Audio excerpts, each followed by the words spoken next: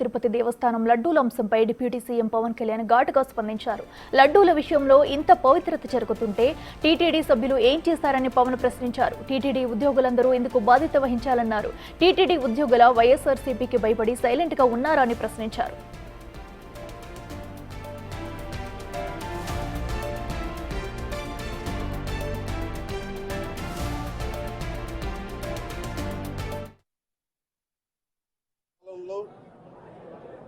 TTD బోర్డుని constitute చేసిన విధానం మేము ముందు నుంచి ఆక్షేపణలు తెలియజేస్తా ఉన్నాం. ఏ గుడైనా సరే భక్తుల మనోభావాలు దెబ్బతినకుండా, ఆచార వ్యవహారాలని నిర్వీర్యం చేయకుండా, అపరాధం వాటిల్లకుండా ముందుకు తీసుకెళ్లాల్సిన అవసరం ఉంది. సో టీటీడీ బోర్డుని కాన్స్టిట్యూట్ చేసిన వైసీపీ ప్రభుత్వం 2019 నుంచి సంస్కరణల పేరుతోటి, అంతకుముందు చాలా తప్పులు జరిగినాయనే వాటితోటి చాలా మార్పులు చేర్పులు పట్టుకొచ్చారు. స్వామివారి పూజా విధానాలు మార్చేశారు. శ్రీవాణి ట్రస్ట్ అని పేరు పెట్టి దాని మీద 10,000 రూపాయలు టికెట్ పెట్టారు ఒక్కొక్క వ్యక్తికి. ఒక్కొక్క కుటుంబం వస్తే 5 మంది నలుగురు వస్తే తక్కువ కాకుండా వాళ్ళకి 50,000 రూపాయలు వసూలు చేసి టికెట్ మటుకు బిల్లు మటుకు 500 రూపాయలకి ఇస్తూ ఉండేవాళ్ళు.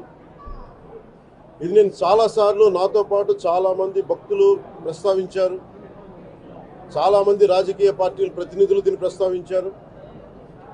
అన్ని పార్టీలు ప్రస్తావిస్తూనే ఉన్నాయి, వేలెత్తి చూపుతూనే ఉన్నాయి.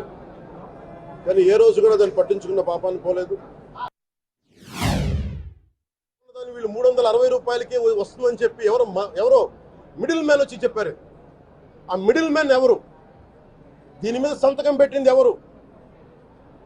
మీరు 1,00,000 లడ్డూలు మీరు అయోధ్యగా పంపించినప్పుడు మాట్లాడింది ఎవరు? చెక్ చేశారా? క్వాలిటీ చెక్ చేశారా? కోట్లాది మంది భగవంతుణ్ణి విశ్వాసం ప్రకటించే ప్రతి ఒక్కరి ఈ రోజున బాధకు గురయ్యారు. నాకు నిజంగా ఇంకో వేదన కూడా ఉంది. ఇది ఇంకొకరిని నిందించట్లా.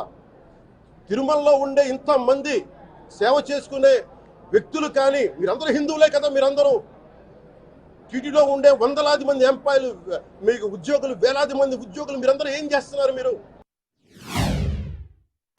ఈ రిపోర్ట్ ప్రత్యేకించి Centre for Analysis and Learning in Livestock and Food of the National Dairy Development Board వారికి శాంపుల్స్ పంపించాం. పంపిస్తే ఇది వాళ్ళు తెలియజేసింది స్టాండర్డ్ వాల్యూ లిమిట్స్ ఎలా ఉండాలి అని వాళ్ళు చెప్పారు. ఏం చెప్పారంటే, pure milk fat shall have a reading between 95.68 to 104.32, but all the ghee samples had values around 20, which means the ghee is highly adulterated. దాని సబ్సిక్వెంట్ టేబుల్లో సహజంగా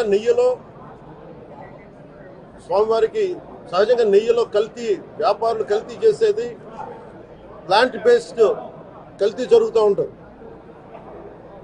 అదే తప్పు.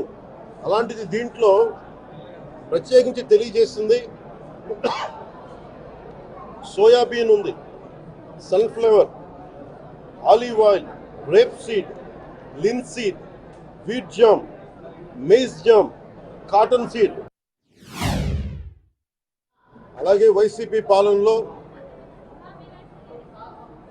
అఫీషియల్గా ఆన్ రికార్డ్ 219 గుడుల్ని అపవిత్రం చేశారు. విగ్రహాలని విధ్వంసం కావచ్చు, రథాలు తగలబెట్టడం కావచ్చు, అలాగే 300 పైచిలకు మన దేవాలయాలను అపవిత్రం చేశారు. ఇన్ని జరిగినా కానీ ఎప్పుడు నేను గొంతెత్తుతూనే ఉన్నాను. ఆ రోజు రామతీర్థం సమయంలో కూడా రాముల వారి విగ్రహాన్ని తల నరికేస్తే అర్చకులు దాన్ని, రాముల వారి విగ్రహాన్ని ఇలా పట్టుకొని ఆయన బాధపడుతూ ఉంటే ఆ రోజు కూడా నేను తెలియజేశాను. ఆ రోజు కూడా అందరూ ఏకం కావాలి. ఎవరి మతమైనా కావచ్చు, ఎవరి ప్రార్థనా మందిరాలు కావచ్చు, దేవాలయం కావచ్చు, మస్జిద్ కావచ్చు, చర్చి కావచ్చు, కానీ వారి మనోభావాలకి దెబ్బతినేలాగా దాడులు జరిగితే బయటికి రావాలి అని అందరూ నేను కోరుకుంటే ఆ రోజున చిలకలూరుపేట నుంచి ఉండే ముస్లిం సమాజ సోదరులు కూడా బయటకు వచ్చి ఆ రోజున మద్దతు తెలియజేశారు.